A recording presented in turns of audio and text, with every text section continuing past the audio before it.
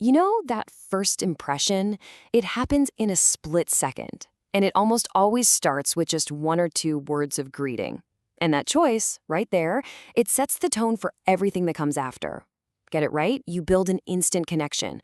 Get it wrong, and you create this immediate awkward wall. Today, we're going to explore how to master this critical social skill.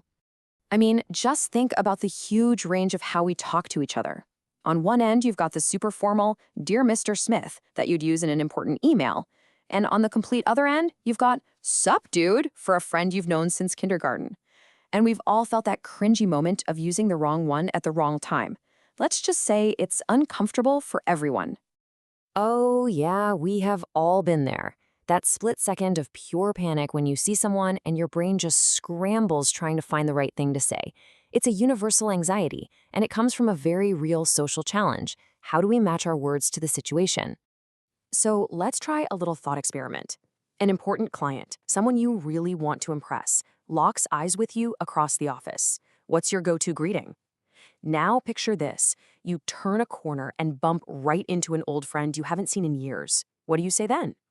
The answers are totally different, right? But it's the process of figuring out those answers that we're going to break down. The solution to all this anxiety is a really simple idea we're calling the social dial. Think of it as this mental tool that lets you consciously adjust how formal you are to perfectly fit any person in any place at any time. And here's the crucial part. Great communication is all about context. It's about saying the right thing in the right way at the right time to get the best result.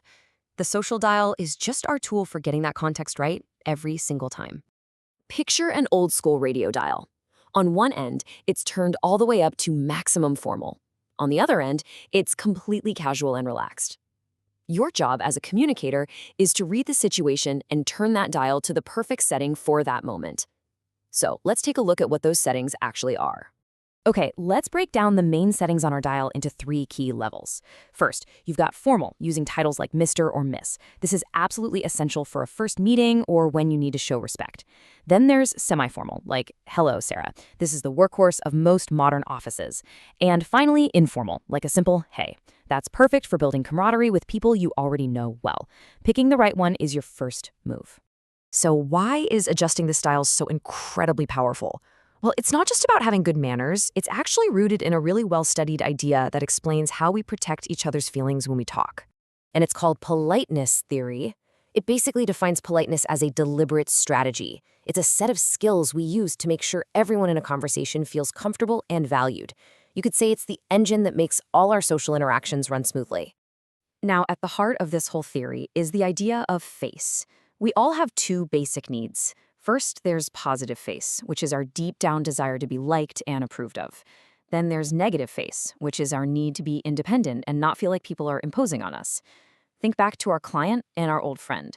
A formal greeting respects the client's negative face, their independence. But a casual hey for our friend, that appeals to their positive face, that need to feel liked and connected. And this is exactly where the theory gets real. All those things we see in professional etiquette, like using the right greeting or respectful language, they aren't just random rules somebody made up. They are real, tangible tools for managing and protecting everyone's face in a conversation. Okay, so we get the what and the why, but how do you actually know where to set your social dial when you're in the middle of a conversation? Well, the key is learning to read all the little clues people are giving off every single second. This quote really gets to the heart of the technique. See, building rapport isn't about forcing your style on other people. It's all about alignment. When you can match someone's energy, you create this instant unspoken connection that just makes communication flow. The technical name for this is mirroring, and it's the practice of subtly, and I mean really subtly, reflecting the communication style of the person you're talking to. It is an incredibly powerful way to quickly build a sense of trust and understanding. This all builds into a powerful 2-step process called pacing and leading.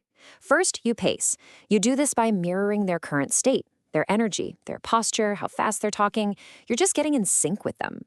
Then, once you've built that rapport, you can gently lead by shifting your own energy, maybe becoming a little more upbeat, and see if they follow you. So what exactly should you be watching for? Here's a quick checklist. Notice their tone of voice. Is it high energy or is it calm? Look at their posture. Are they sitting up straight and formal or are they leaning back and relaxed? Pay attention to their gestures, their facial expressions, even how much eye contact they're making. These are the clues you need to set your social dial perfectly. So, when you combine this whole idea of the social dial with the technique of mirroring, something amazing happens. You go from someone who just speaks to someone who truly connects. You become an adaptable communicator. And let's be really clear about something. This isn't about being fake or trying to be someone you're not. It's the complete opposite.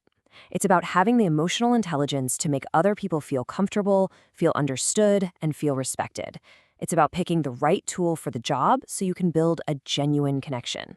By mastering your social dial, you're not just avoiding a few awkward greetings.